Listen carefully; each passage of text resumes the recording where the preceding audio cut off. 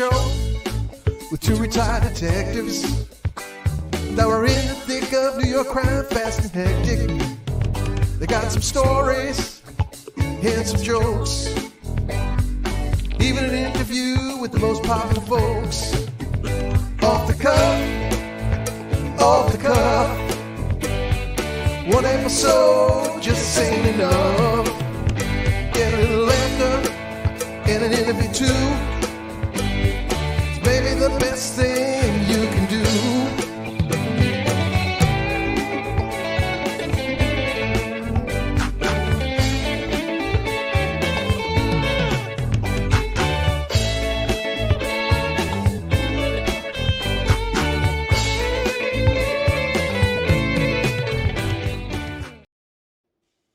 Hello, everyone, and welcome to Police Off the Cuff, Real Crime Stories. I'm your host, Bill Cannon. I'm a 27-year retired veteran of the NYPD. And with me tonight, on most nights, my co-host, straight out of Brooklyn, retired NYPD detective, Phil Grimaldi. How you doing tonight, Phil? I'm doing pretty good, Billy. I think we had a pretty good coffee with Cannon this afternoon. That was pretty lively. I didn't want to give away all the secrets, though, so I laid back a little bit because tonight we're going to reveal the cat is coming out of the bag tonight. Yeah. We have a very special guest, and his name is John Palucci, and he's a retired NYPD crime scene sergeant, and he has a company called CSI Experts Incorporated, and he's an expert on ballistics and all things crime scene. And we're going to talk about the interview of Alec Baldwin last night on ABC with George Stephanopoulos. We're going to do an examination.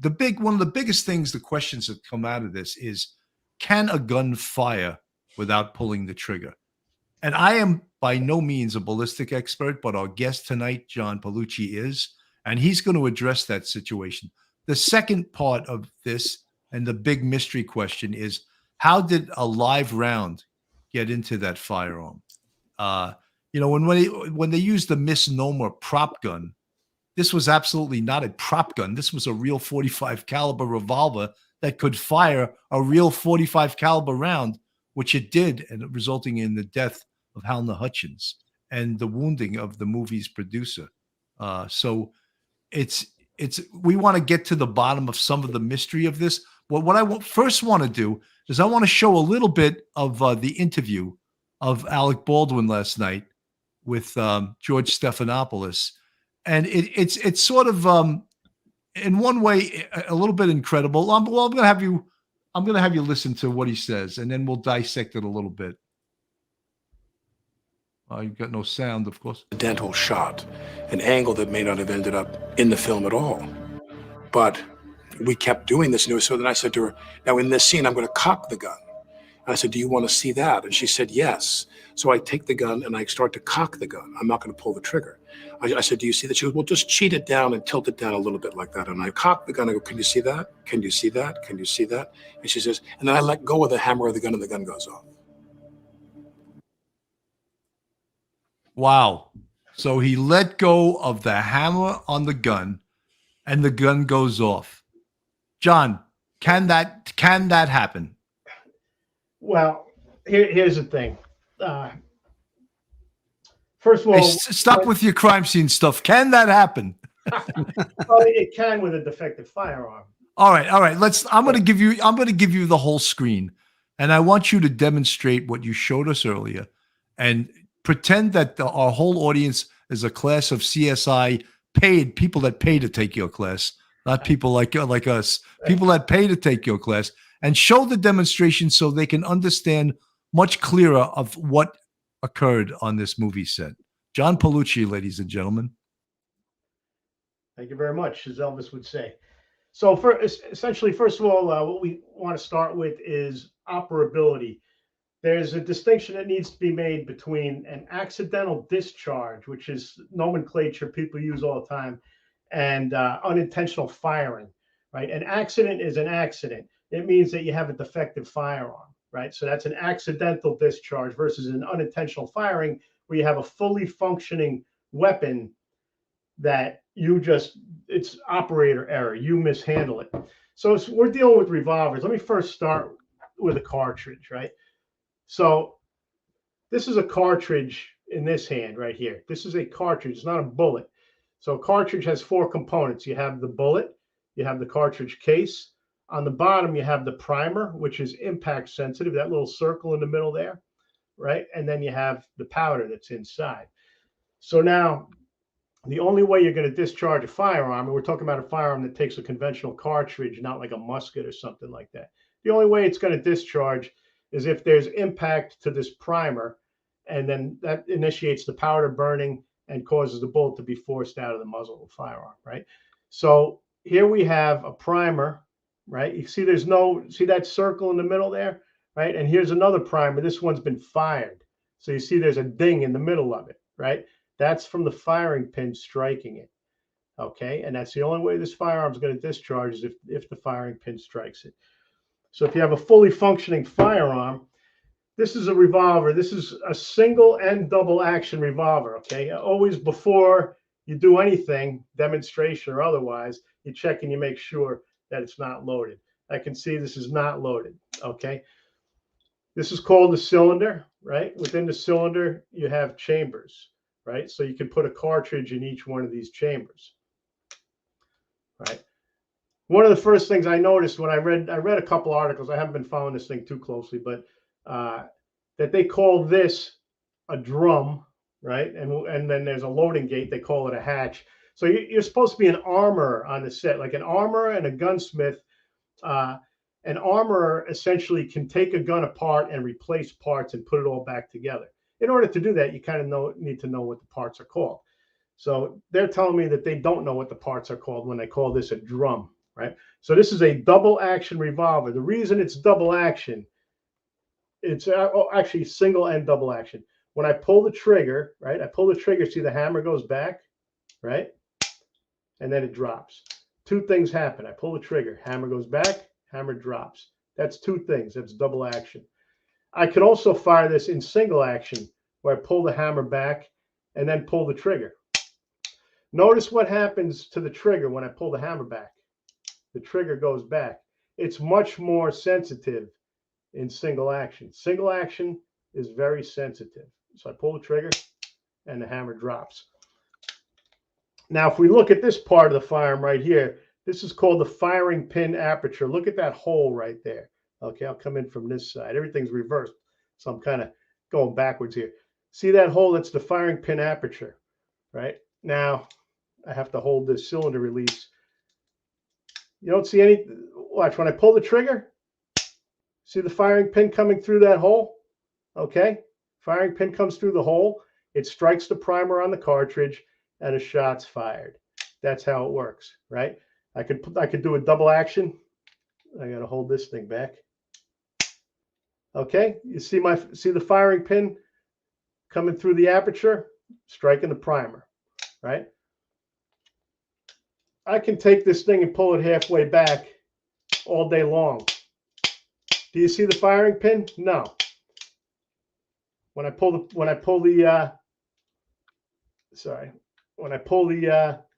hammer back, now you see the firing pin. Okay? These guns are designed to be safe so that even idiots can handle them, right?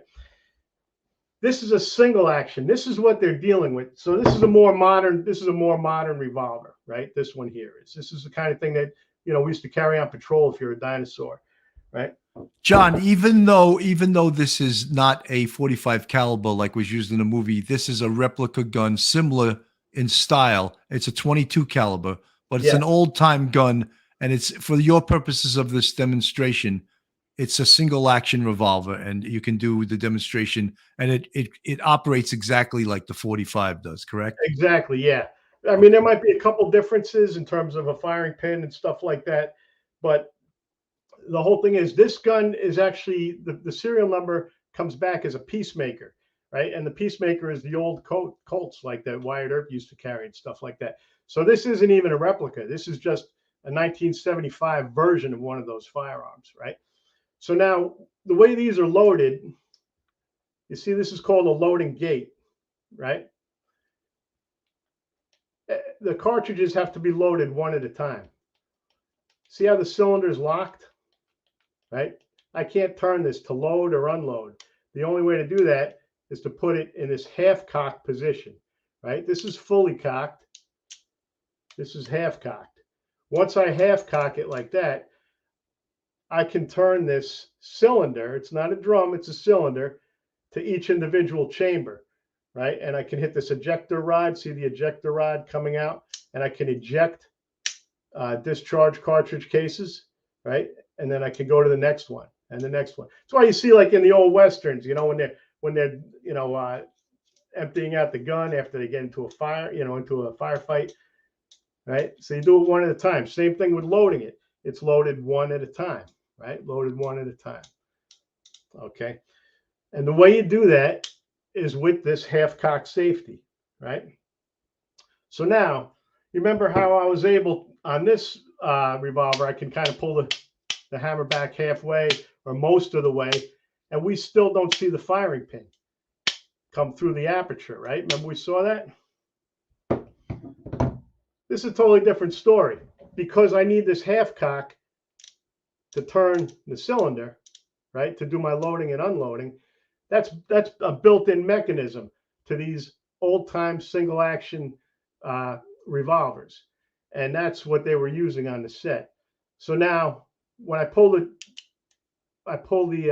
hammer all the way back,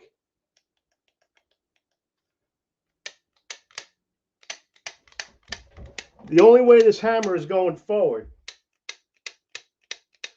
is by me pulling the trigger. That's it. Right? If I pull it halfway back, now I'm in the half cock mode. Right? It's not going to go past that half cock mode. So you're never going to have enough force on this hammer to activate the firing pin to strike your cartridge to cause a discharge. So, John, in essence, what we're trying to ask, and that was an outstanding demonstration, is that Alec Baldwin's story is totally a lie, because there is no way, minus pulling that trigger, that firing pin can go forward. Even he's claiming he pulled it back and he let it go and it fired. That's not happening. Well, here's the thing. I have a little more time than I talked about before too, so we can go on a little bit if you want. But yeah, well, you guys are hams. I knew you'd be a ham, but it's all right.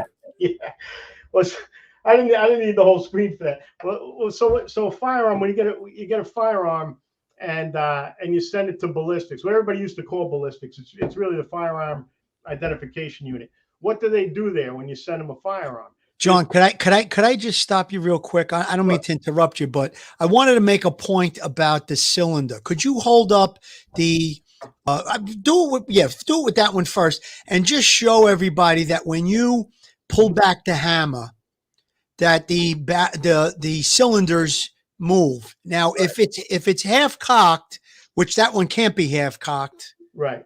Okay, so it has a timing that will place the bullet in the chamber at the specific point where the firing pin can hit it. Now, when you do it on that one, it does the same thing. It turns the cylinder in I think on that one, it's a clockwise direction. Yeah, it's a clockwise direction. So if it's only halfway and he was to let it go, the bullet that's inside the chamber wouldn't be in the position. The timing would be off. So basically what he said can't be. I mean, am I understanding that correctly? That's a great point. So I'll give you another thing here. This is called a cylinder stop. You see that little bump right there? Yes. That's a cylinder stop, right? So when I move, let's see. When I pull the trigger, you see it going down? Yes. See the cylinder stop go down? Right? And now there's another item back here that advances the cylinder, right? So the back of the cylinder has like a ratchet on it. So here you have an arm that engages with the ratchet, and the cylinder stop drops down. And that's how every time you pull the trigger, you see how these are called flutes. You see how I move to the next flute, right? And like you said, Phil, that's a great point. What happens is it aligns the next cartridge with the firing pin. So right? It lines up the cartridge so the firing pin can hit it. So when it's halfway, that would mean that it's only halfway in position, that the timing would be off. If he claims that he let the hammer go at halfway point, that it still wouldn't have gone off because the firing pin wouldn't have struck the round. Is that correct? Yeah, that's a great point. Yeah, and so like you ever see on TV when they spin this thing and you hear a ratchet sound? That's TV. It doesn't really do that, right? So if you partially depress the trigger, now that cylinder stop is down, and now you get that ratcheting sound, right? So basically, this is in a random position. It could be anywhere. It could be lined up with a cartridge, or it could be somewhere in the middle. But it's not going to drop. First of all, it's not going to fall to begin with, right? So we'll go back to this one. I'm in the John, can I just play what Alec Baldwin said again, and then you can dissect it based on what your demonstration is. All right. And just cheat it down and tilt it down a little bit like that. And I cock the gun and go, can you see that? Can you see that? Can you see that? And she says, and then I let go of the hammer of the gun and the gun goes off. That's a great story, right? It wasn't the original story that that he was doing a cross draw. I remember reading that. John, just if I may just segue to a different thing, and we'll get right back to you, is that one of the things that he may not realize, and maybe his attorneys don't, the original statement that you make is the most important statement. So he's changing up his story right now. And I don't know why ABC News with George Stephanopoulos is his public relations firm. It doesn't make any sense to me. First of all, why are you going on national TV to tell your story? But your story will be told in a courtroom, and whether it's criminal or civil, that remains to be seen. He's softening up the jury pool. Well, you know what it is, John, and I have said this a million times. If I was running this investigation and I had to go, and I'll show you a picture of the little house where this occurred. That was the house where the shooting occurred inside of. There were 16 people inside there. What I would try to do, and I don't know if they had enough personnel to do this, is take all 16 people that were present during this shooting and somehow separate them. Have them all turn off their cell phones so they didn't have any connection with the outside world or a lawyer or anything like that, and interview them one at a time separately. And then once all 16 were interviewed, I would convene a meeting with all the detectives, and we would compare notes. And inconsistencies in the story, we would question the principals with those inconsistencies to get the truth. And that's how you get the truth. Whether that was done that night in Santa Fe, New Mexico, I don't know. I don't know how many investigators they had. I don't know how skilled their investigators are. I don't know, the different stories that people told. People, once they're allowed to speak to the outside world or get an attorney, as is on this ABC News show, this was so rehearsed, it might as well have been a movie scene, I'm sure, like anything else in his life, But John, you were talking about the cross draw. Now, early in that interview, he mentioned that they were setting up to do that scene, but him and Helena Hutchins were trying to get a shot of the pistol being pointed, I guess, in the direction of the camera.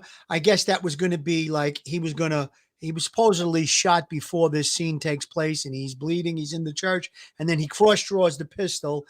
And I guess they were trying to get the shot of the pistol at the camera. That's where I think things went a little haywire. And he mentioned in the interview that he's trained not to point the gun at anybody, whether it's blanks or dummy rounds or whatever. But he said that she was directing him. I can't see it. Point it this way. Go to the right. Go to the left. So he's putting a lot of the onus on her there, obviously. But I think, I was involved in 2 shootouts in my career as a police officer. And one of the times, the first shootout I was in, there was so much adrenaline flowing. I thought I fired 1 round and then a little brief pause and then a second round. And I actually fired 3 rounds the first time, and I only fired 1 the second time. So when I actually had to go back and check my gun, I was brand new on the police force. It was all adrenaline. It all happened in about 2 or 3 seconds, but I did have to go back. Now, the point I'm bringing up about that is he may not have realized that he pulled that trigger accidentally, because in a cocked position, John, I think you made the point. it's probably about a half a pound of pressure needed to release that hammer onto the bullet. So now he's probably in the interview, it's weeks later, he suddenly decides to come out and talk about, you know, all the details of what happened. But I got to tell you, when I watched it last night, I said, I'm going to be very, very objective about it. I know that it's a horrible thing that he must be going through, that he caused the death of someone through an accident.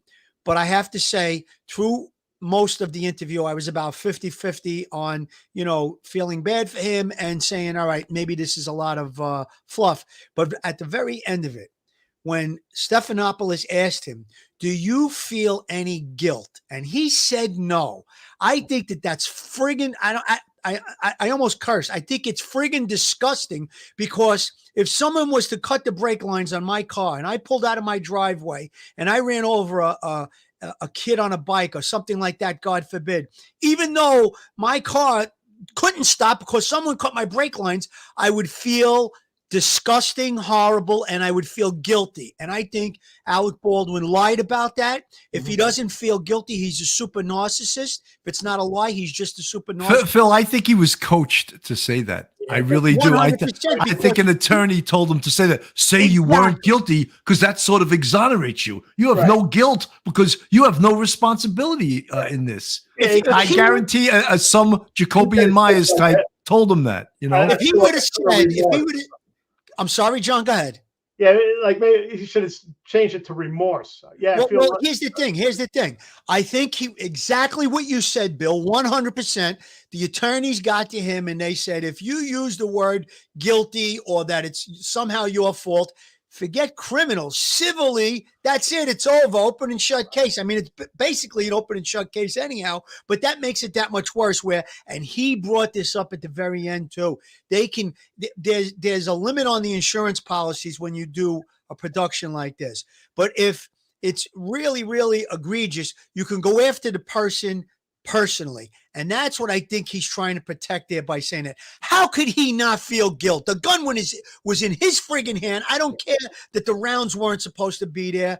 The bottom line is that the gun was in his hand when it went off and it killed that young lady. And it's disgusting that he said that he doesn't have any guilt. I'm sick of it. You know, I just want to address this one question it's a good question from the chat. Callie Rose, has anyone ever stated if they took fingerprints off the bullet shell, the shell casing, because that right there would answer all questions. Whoever loaded it knew it was live. Well, one of the things I've spoken about numerous times, it's very difficult to get fingerprints off of firearms and shells, because when a firearm is fired, it gets very hot, and fingerprints are made from oils in your skin. So the heat dissipates those oils.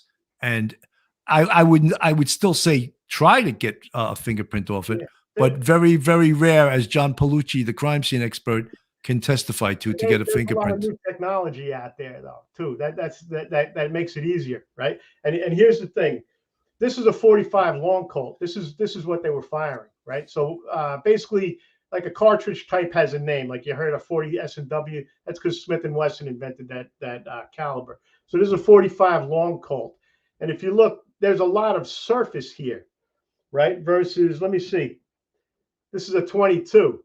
Right? So if I'm touching this 22, there's not much surface for me to deposit fingerprints on.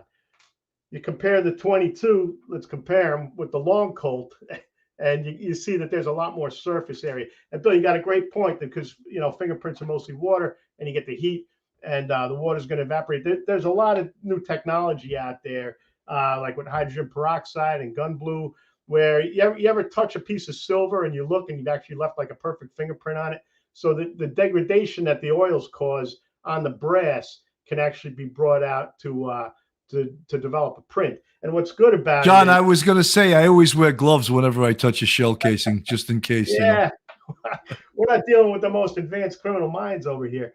But I just wanted to tell you also, so what could save him criminally would be an operability test. So you send a firearm into the firearms identification unit, which we used to call ballistics all the time. But there's two things that happen. The first thing they do is an operability test. They take the gun apart. Is this gun functioning, right? Are the safety features working? That's what they're going to determine. And if the operability test determines that all these half cock, all these safety features were functioning. That puts it in the hands of the person whose hand the gun was in, as far as liability, as far as whatever the intent was. So then, John, an operability test would totally thwart what he just said. Well, here's the thing. He let go of the hammer and it went forward and fired. So remember they said cross draw, right? Yeah. You ever go to a range and they say no cross draw holsters? Yes. You know why? Because look, you just menaced 10 people by pulling it out, right? If you pull it out from your hip, you take it from this position to the person you're trying to shoot, right? So that's a regular draw. Cross draw, I just menaced everybody over here and over here and over here, right? So they've all been in front of my muzzle. But see, these guns, and this is how you did it in the cowboy days. You hear me? You hear it go, the hammer go back when I drew it? That's how you have to practice with these things. You draw and cock it at the same time. Because if you draw it, right, and the hammer's down, I could pull this trigger all day. So that would be 2 moves. I'd have to draw it, aim it, cock it, right? Versus drawing and cocking at the same time, right? That's how the Cowboys things work. My question for him is, if all you're doing is aligning the gun to the camera, why in the world is your finger on the hammer of the gun, right? Does that make sense? Well, because he was coached to say that. That's not really what happened. Right, exactly. But so why in the world would so say you want, you could see this gun, right? Say you want to look right down the muzzle of this gun, right, Bill? You tell me which way to point it, right? Right. Of course, I'm not pointing it at you. I'm pointing it at a camera, right? But if you say okay, go up, down, up, what, right? If I have any notion on how to safely handle a firearm, whether or not my finger's on the trigger, why am I pulling back on the hammer? Why? What? Well, he claimed that she asked him to do that. He said, "Do you want me to cock it?" And she said, "Yeah." And he said, "Can you see that? Can you see that? Can you see that?" But this whole thing was self-serving. It appeared to me, and I really tried to be objective about it. But there's something that was not brought up in that interview, and Stephanopoulos talked about it like it was one of the best interviews ever. But they never talked about the fact that there was target practice on the property in the couple of days before this incident happened, that they were using that specific gun in target practice. So that's how the bullets got on the property. Whoever was it that was taking target practice supplied bullets, or I don't know who supplied them, but there was obviously live rounds if they were taking target practice with that gun. I had heard that. Never brought it up, and Baldwin never addressed it.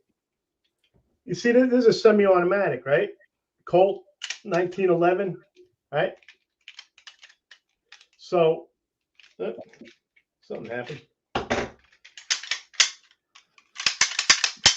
right?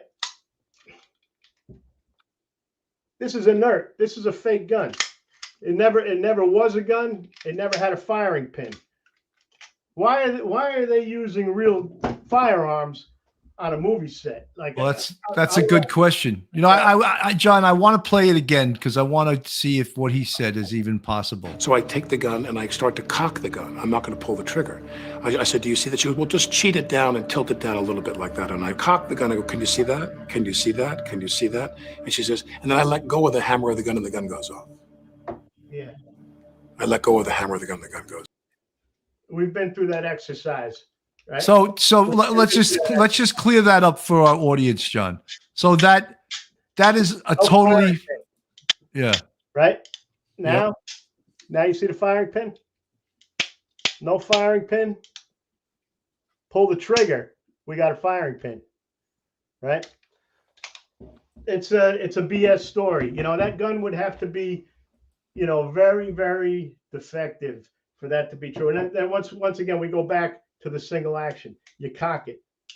You're not getting past that half cock again, right? It's a half cock. Right. It's going to fall back to half cock. So, John, just to slam the door on this story, his story is implausible, providing the gun comes back as operable and not damaged in any way, and his story is blown to smithereens. Right. If it's not defective, right? So you have two things. You have accidental discharge and unintentional firing, right? Accidental discharge is just that. It's an accident. Couldn't be avoided. Like there there was a problem, like an accident. My brakes went out. I had an accident, right? An unintentional firing is a firearm that's fully functional that you did not mean to fire it, but you did. So, put your big boy pants on and start telling the truth, But like how it is. This is a jury pool tainting practice. That's what this is. Goes out there, so cries. I mean, he's an actor; he can do whatever he wants, right? Let me just play a little bit more of this interview, and just to see some of the other things that he tries to distance himself from, with an assist from George Snuffleupagus. There, The gun goes off. I let go of the hammer. The gun goes off. At the moment, the decisive. That was the moment the gun went off. Yeah, that was the moment the gun went off. It wasn't in the script for the trigger to be pulled. Well, the trigger wasn't pulled. I didn't pull the trigger. So you never pulled the trigger? No. I would never point a gun at anyone and pull a trigger at them. Never. That was the training that I had. You don't point a gun at me and pull the trigger. On day one of my instruction in this business, people said to me, never take a gun and go click, click, click, click, click, because even though it's incremental, you damage the firing pin on the gun if you do that. Don't do that. And Hall's attorney told ABC News that he was watching and agrees that Alec did not pull the trigger and that his finger was outside the trigger guard.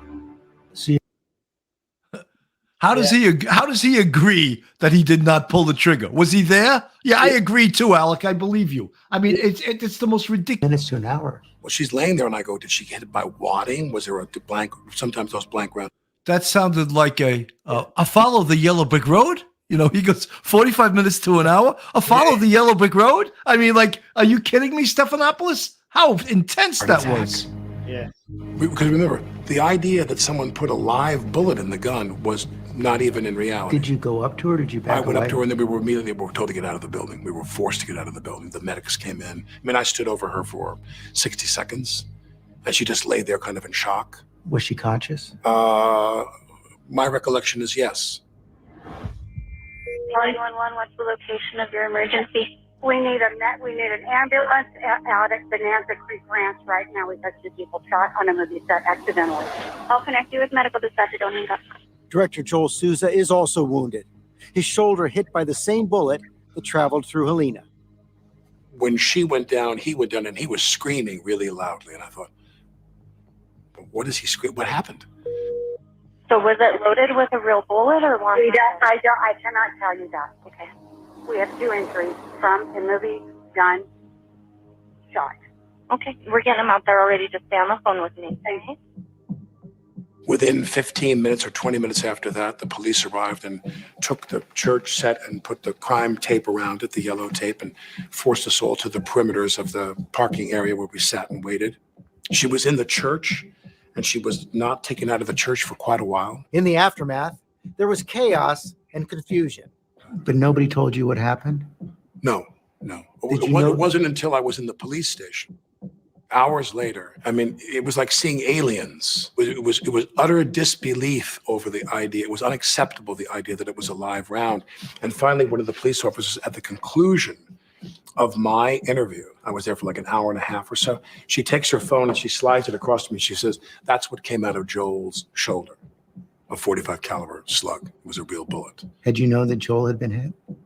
No one had any idea until that police officer, that sheriff's officer said to me, this is the slug, .45 caliber slug they took out of Joel's arm. And then the kind of insanity-inducing agony of thinking that someone put a live bullet in the gun. Here's a couple things. He admits he had training, right? He had some training. Good point, John. So this isn't just totally, so he's kind of hanging himself there. So the gun perforates her and lodges in the next guy, right? If she's lying down, right? First of all, like you see blood when you have a perforating wound, or like say I get shot in the chest and I fall forward, right? Now gravity's going to take the blood out of me. She falls backwards or whatever. I'm not sure what he said, but she's got. I think she was hit under her armpit, John, under her right armpit, I believe, and it traveled across and must have exited the left side of her body. That's what I think. I'm not 100% on that. I'm interested in what vessels got transected, because you might have some arterial projection coming out of some of the wounds. But for her to, I mean, if one of the bullet holes is in a dependent area, then you're going to have a lot of blood loss. And for 45 minutes to an hour, that's that's like a. John, I find it hard to believe that he stood over her and he didn't realize she was shot. That and was she conscious? He's like, yeah, I think she was. Like, I mean, his performance is not Oscar worthy, and it was a very much a coached performance. And I'm disgusted with George Stephanopoulos. If he thinks that was an intense interview, he needs to go back to interview school 101. Here's some more stuff too, right? So they probably, if there was any filming going on, and there's always something running in those things, right? Everything's got a time and a date stamp on it, right? I like to compare the gunshot time and date stamp to the 911 call, because the caller says it was an accidental. Like, the caller sounded like she was coached too. Exactly. And that's the first rule of crime scene staging, that when you make that 911 call, you put the story on tape. That's how you start staging your crime scene, right? So that blew me away when she said it was an accidental, something like that. Right? Yes, yeah. She's setting the stage. It's almost like someone was coaching the 911 caller. So, another part of this interview, Stephanopoulos, in his true beach ball question way, says, "You were a producer on this movie too?" And he was like, "Oh, none of my responsibilities had anything to do with safety or personnel or this. I was in charge. I was in charge of washing the towels." Well, again, that's probably coaching by the attorneys, and he's looking to give himself, as least culpability as possible, both civilly and criminally. So, I hope they look at that time and date stamp from if they have something, because people take pictures. There's got to be something running. Even if there's an audio running, you can get information off of that, so you can time when the shot was fired and when the 911 call was made.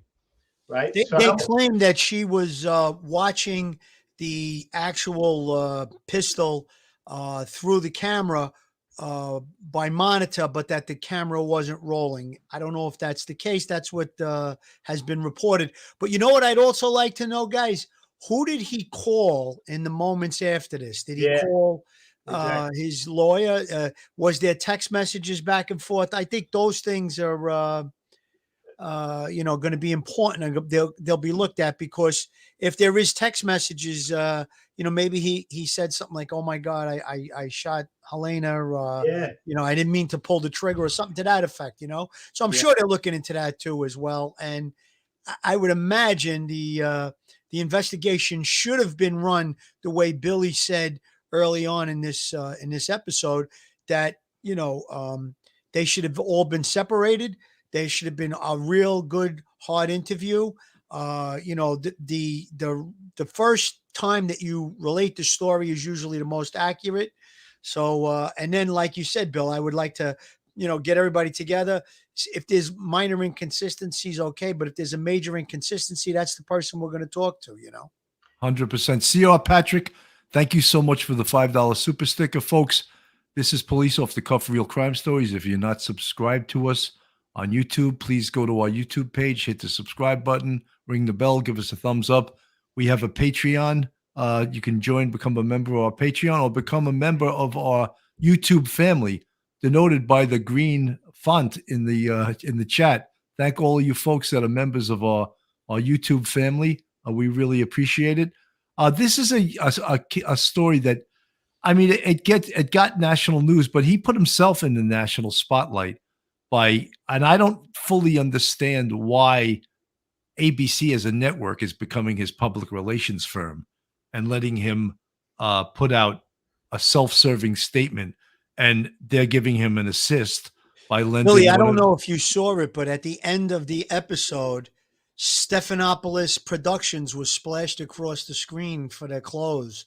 So, his production company takes takes credit for that episode last night, and you know that there's money behind that.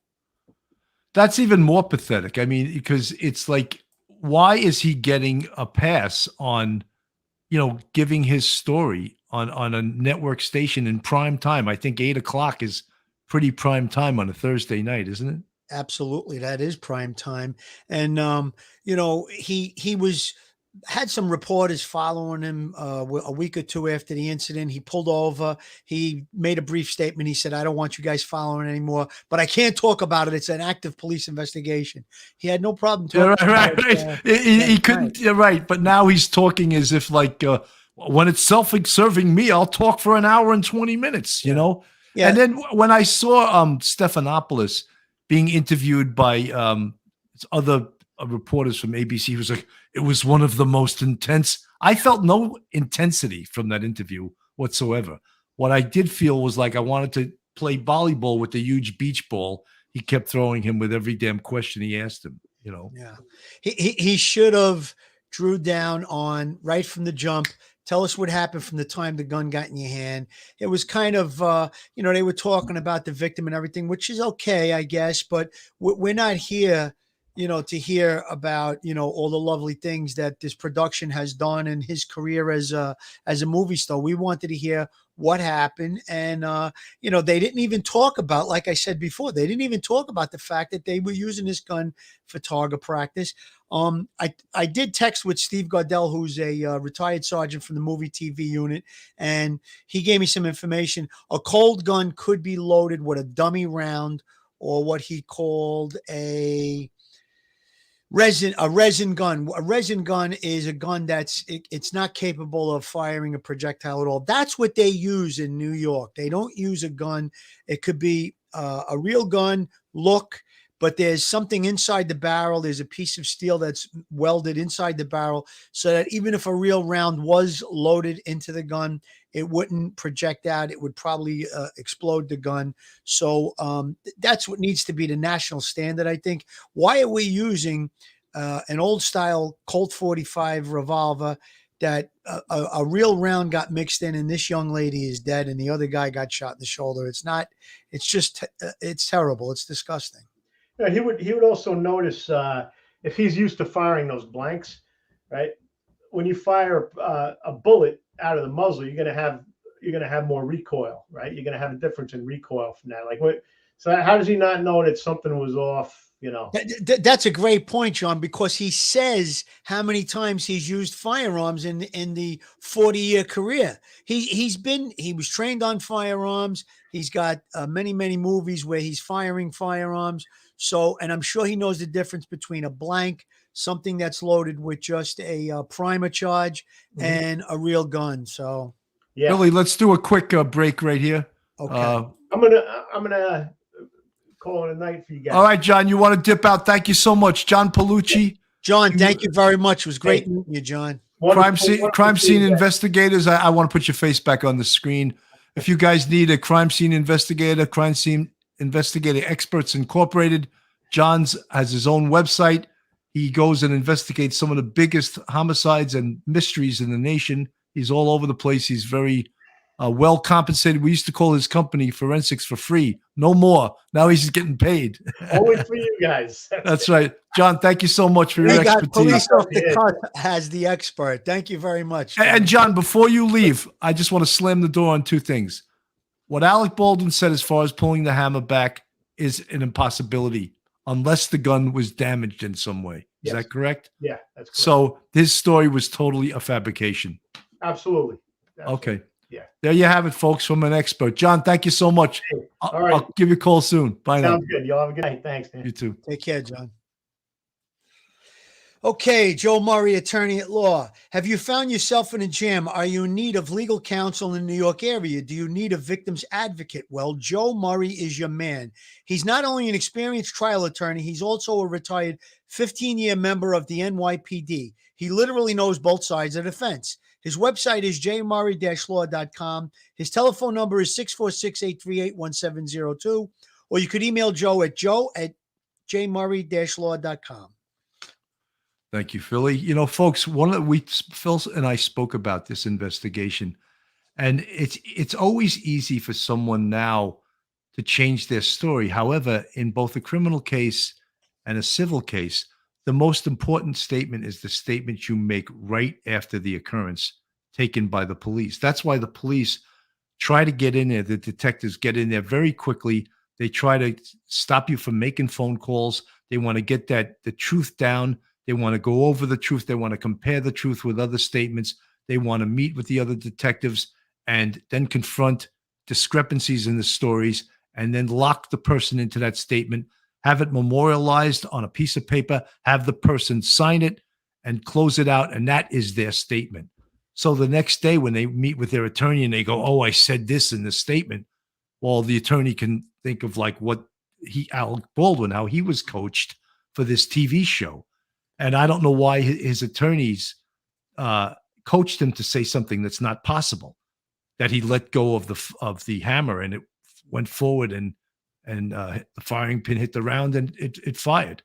An impossibility. So he wasn't coached very well. And, that's one of the reasons for great investigators, of great interviewers, great interrogators to get the truth down.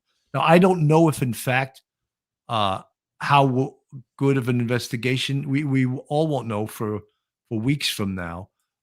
This was the chief on the scene. He was the spokesperson, the chief of the Santa Fe Police Department. Now, I don't know how many investigators they sent to that scene. That scene must have been very confusing and very tough. Like if they didn't get there really soon, all right, how many people were in that house? Who are they? Where are they? Now we got to separate. We got to speak to all of them separately. Chances are, if the police didn't get there for a half hour, 45 minutes, an hour, everyone in that house had a chance to call the outside world and talk amongst each other and come up with a story. Now it's the police job to get to the bottom of it. When Alec Baldwin said that story about the investigator showed him a picture on her phone of the 45 caliber projectile that was taken out of Joel, the director's shoulder. I don't know if I would have showed him that as an investigator. I don't know what purpose that served. That might have been something that the police would have held close to the vest. What are your feelings on that, Philly? Well, basically, he was saying that he had no idea what Helena to go unconscious. Did she faint? He was saying he wasn't sure if it was some kind of, on a blank, there's these resin or these whatever they call it that is on the outside of the shell casing. He thought it might have been that, but he tried to put himself out of culpability. But when you're the producer, an on-site producer, on-location producer, you have an added responsibility and a duty to protection of the safety of the crew. And, he doesn't seem to have, satisfied those requirements of a producer, an on-site producer, because we know from the previous days before or previous weeks, there was people that were very unhappy on the set. They were saying that it was just unsafe. There had been several times where an accidental discharge occurred when they were doing these scenes with the firearms. One of the people actually walked out of there that day. I believe it was an assistant cameraman. He walked out on that day. He made a remark about safety. I mean, he sent an email saying that things were out of control. It wasn't safe. The armorer was obviously an inexperienced person, and I don't want to put the blame on her. Whoever did bring rounds to the location, to the set, obviously is culpable in some way, shape, or form, because they shouldn't have been there. They were talking about possibly target practice in the days before. So whoever that was taking target practice, that tells me red flag. That's how the bullets got on set. They're trying to make out that there was some type of a disgruntled employee that planted a live round and mixed in with the dummy ammunition or the blank ammunition. I don't know how likely that is. I don't know what their safety protocols were with regard to where they stored the ammunition and stuff. So if the ammunition's in a locked box, it would be pretty hard to get in there and place this dummy round. It would have to be unattended and unlocked. So they're coming up with some conspiracies. I think that's, again, another ploy to try to take the onus and the culpability off of Alec and the production itself.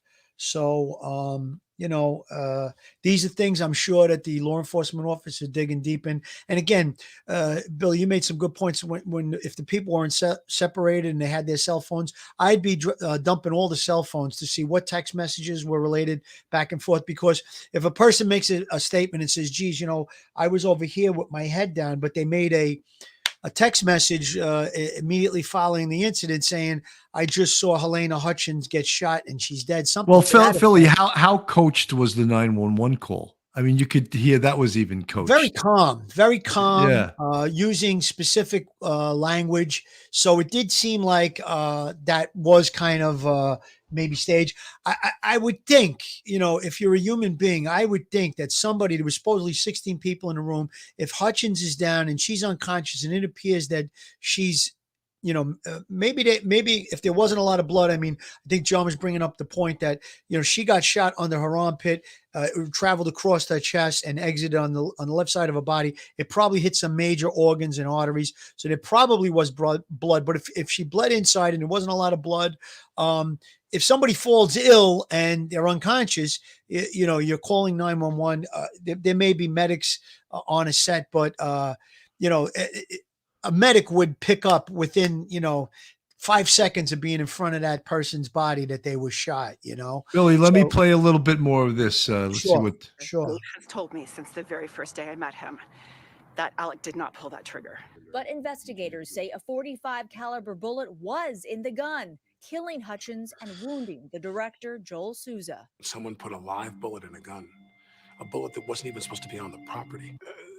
Someone is responsible for what happened, and I can't say who that is. Detectives have searched the shop where some of the guns and ammunition were purchased, but the owner says neither he nor his company were the source of the live bullets. They found 4 rounds that were close enough to take in with them.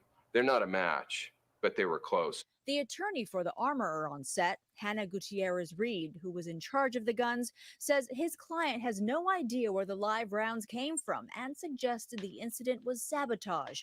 Baldwin disagrees. It's overwhelmingly likely that it was an accident. The district attorney handling the case also says she does not believe it was sabotage.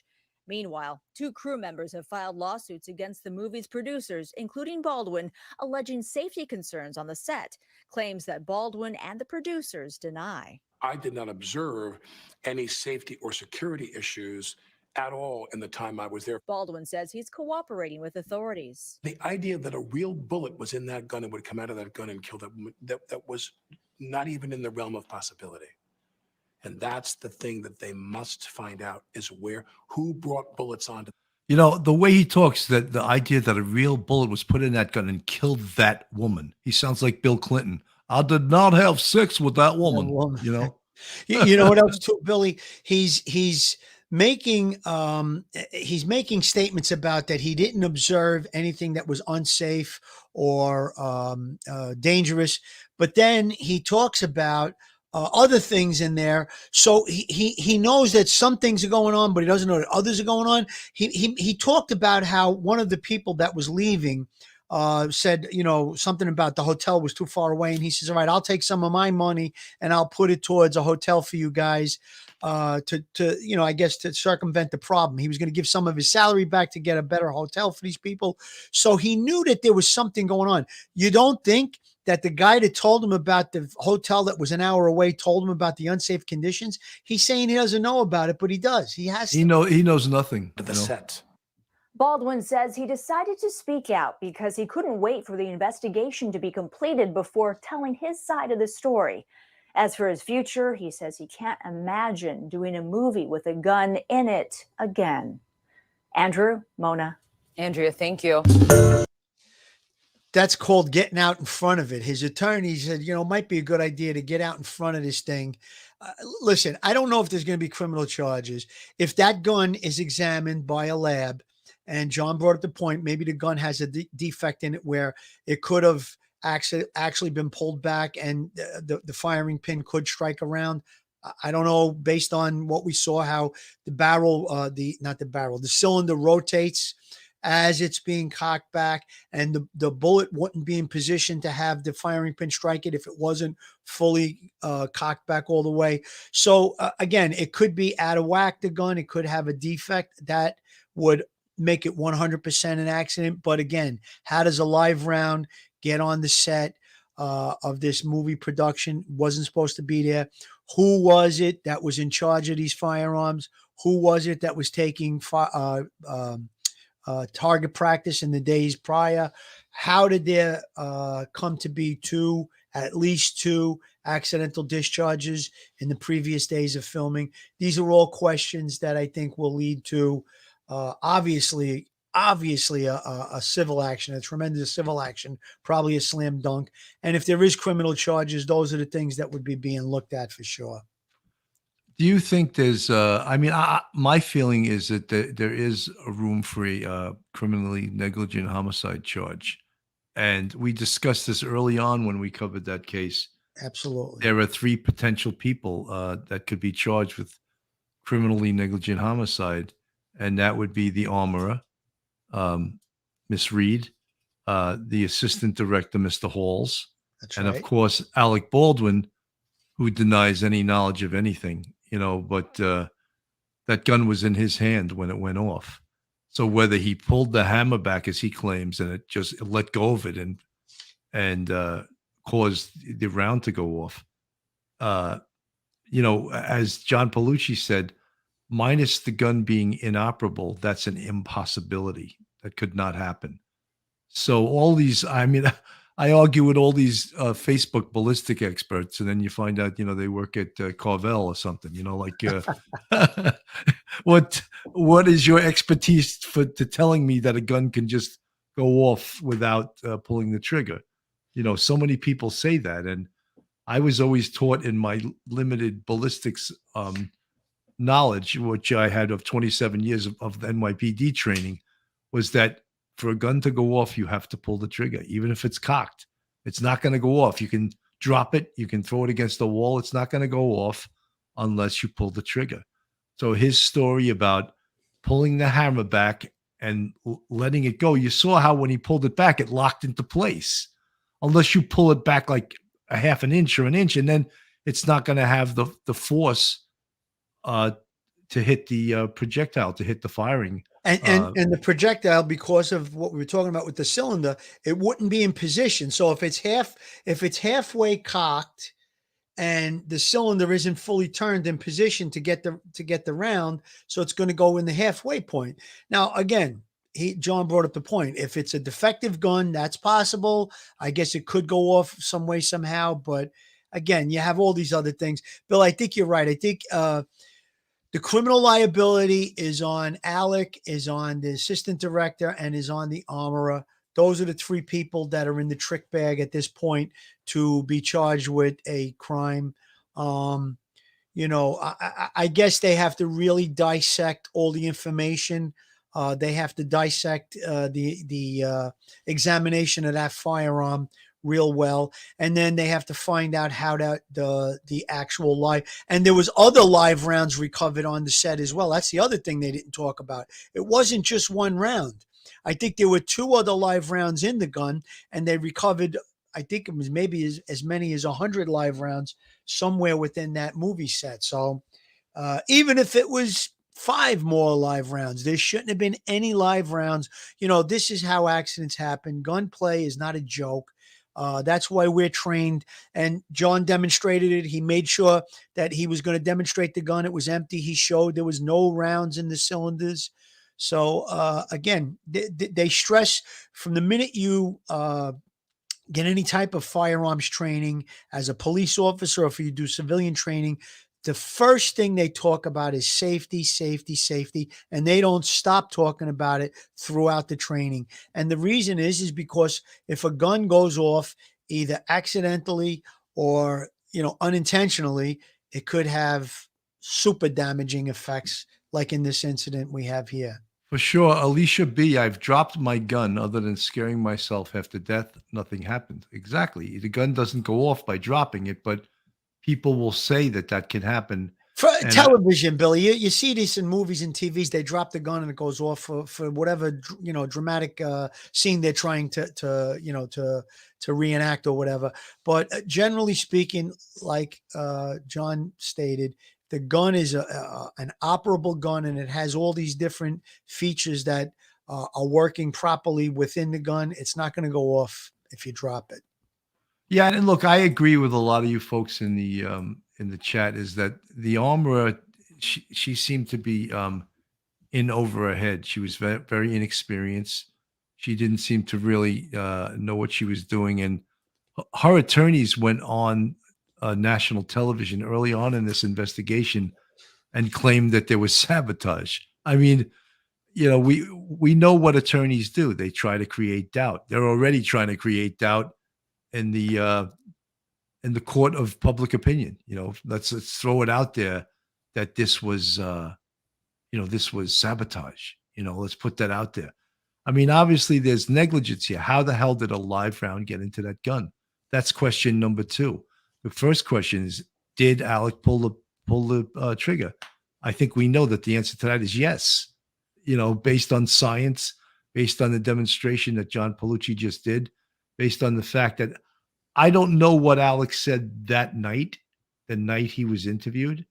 It seems like now he's changing up a lot of his story to fit the narrative that his attorneys are undoubtedly telling him to say. So I'd be interested to know what was the result of the interview right after this happened. That's probably the truth. And I'd like to know if he had an attorney present when he did make his statement, Billy, because he said that he was speaking to the detectives like an hour after the incident happened or something to that effect, probably a short time after the incident happened. So did he have an attorney present with him? Listen, there's going to be other people giving statements. There were 16 people that were in that room or in that church, that movie set. So I would like to compare what they said too. If anybody else says, yeah, he had his finger on the trigger, that's not going to look good for him. It's criminally negligent homicide could be lurking in his future.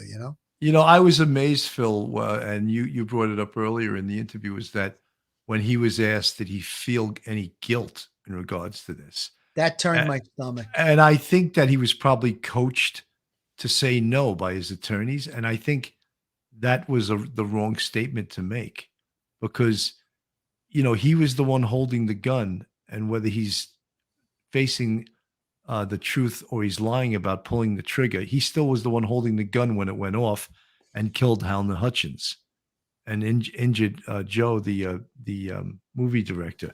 Sure. So for him to say he has no guilt, that's coming out of the mouth of an attorney. I'm convinced that's not coming out of his mouth. He was coached to say that, no doubt. I mean, if you're a human being and you do something, even if it's unintentional, you're still going to feel guilty about it. I'm sorry. I use the analogy of if God forbid my car goes out of control because somebody cut my brake line, I ran somebody over, even though it wasn't my fault, I'm still going to feel terrible. I'm going to feel very guilty about it. And, I don't know.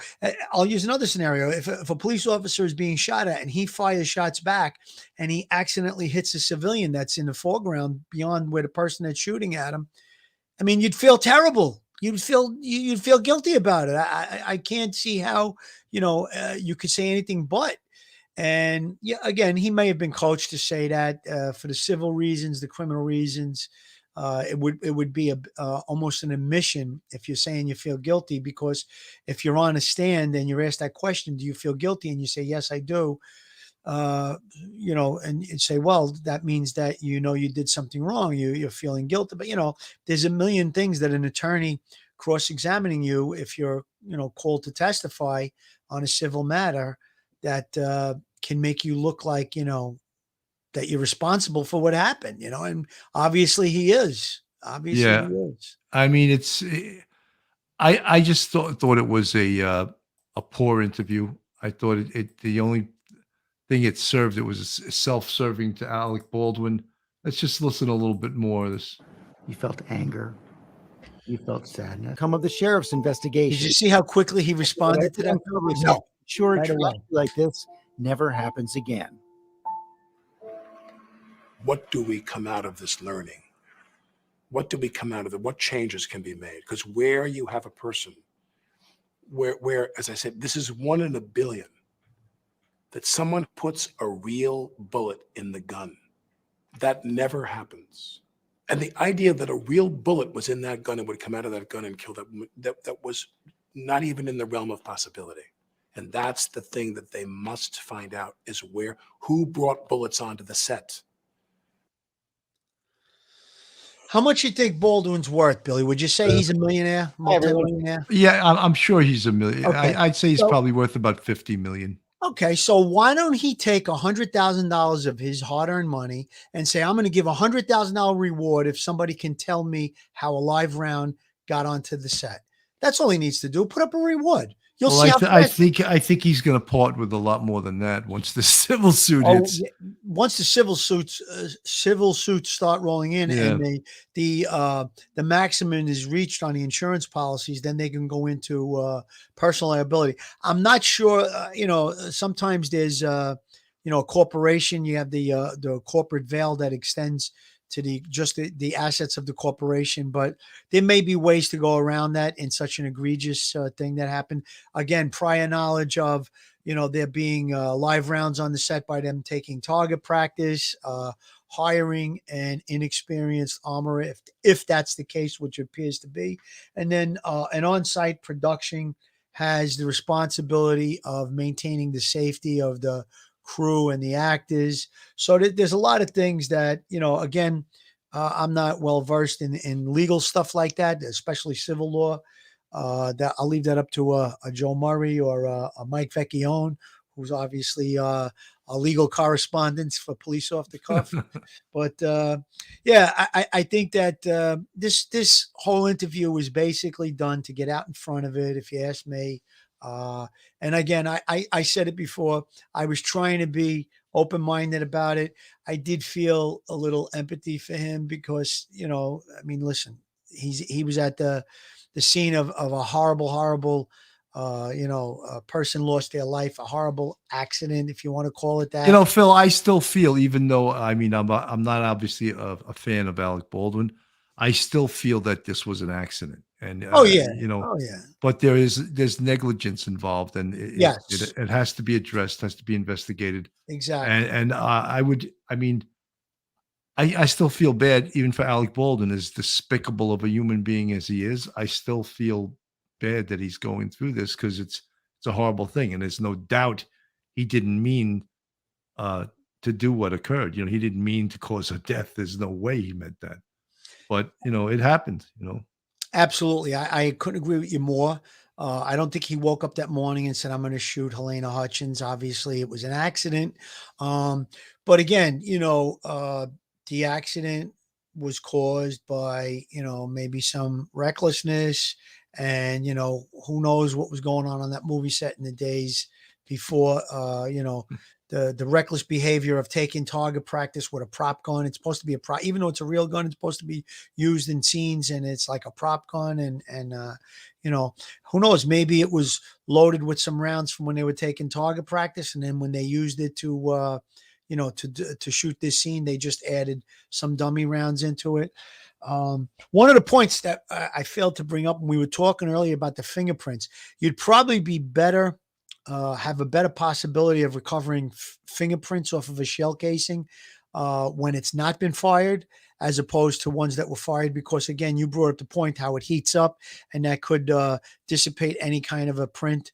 But if there are rounds loaded and they're not fired, there's a better chance of possibly recovering a fingerprint off of that.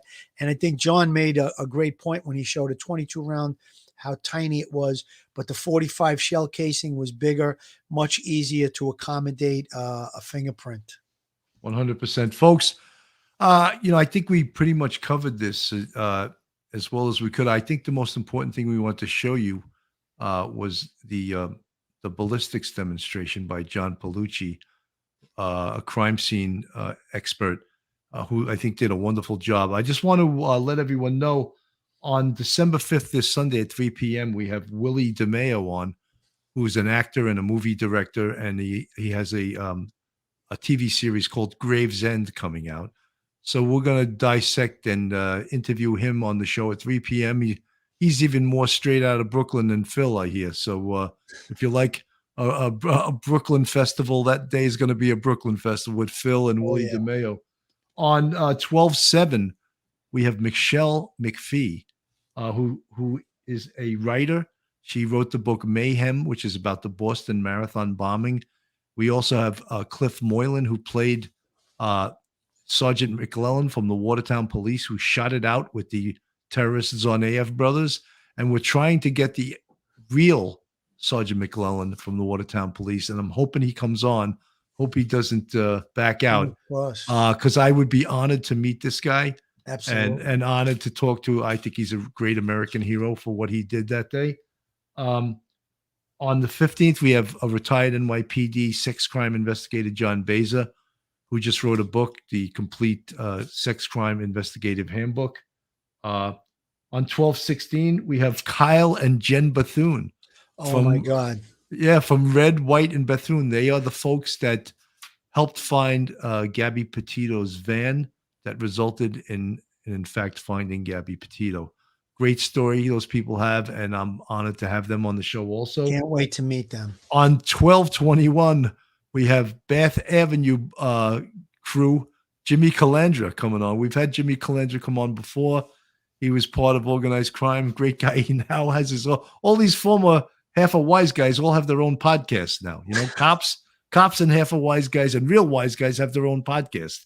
Well, there was always a fine line between the two. Like when I was first a cop and I used to go out to clubs, there would be the cops on one side of the bar and the wise guys on the other side of the bar. That's for sure. That's for sure. That's true. You know what, Billy? I think we might have a conflict. Did you say it was the 21st? Yes. All right. We may have to double check that day because I think I don't know if I thought I told you. No, you told me you didn't want it on the 20th. I might have mixed up the dates. All right. We'll figure that one out. We'll get that one. Let's not talk scheduling live. Yes. And on 12/22, all the way from London, Andy, the Gabby Cabbie. That should be a great one, right? Yeah, so we have sort of an eclectic group of guests coming on in the next few weeks, which we try to give you guys, and try to keep it interesting. And if we just have stuff from real crime, we love real crime, but it's good to have an eclectic crew of people from across the board. Philly, you got any last words? Last words. I'm looking forward to Sunday's show with Willie DeMeo. He grew up very close to where I grew up. He's a little younger than I am, but he's a pretty successful producer. He's got I'd say about a half a dozen movies that he written, produced, he starred in, and he's working on this project now called Gravesend. It's a sort of like an 80s era, sort of like The Sopranos, I guess you could say, about organized crime in the New York area.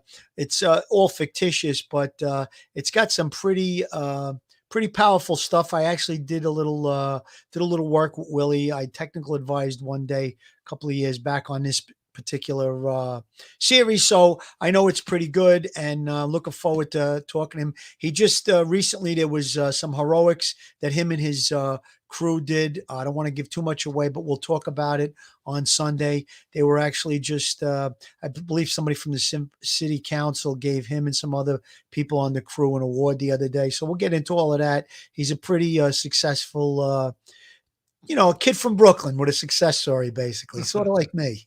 Yeah, right. Exactly. All right, folks. Thank you so much for listening tonight. I hope we gave you some good instructional material here as far as the ballistics demonstration. And as always, have a great night and stay safe out there. Stay safe, everybody. One episode just know.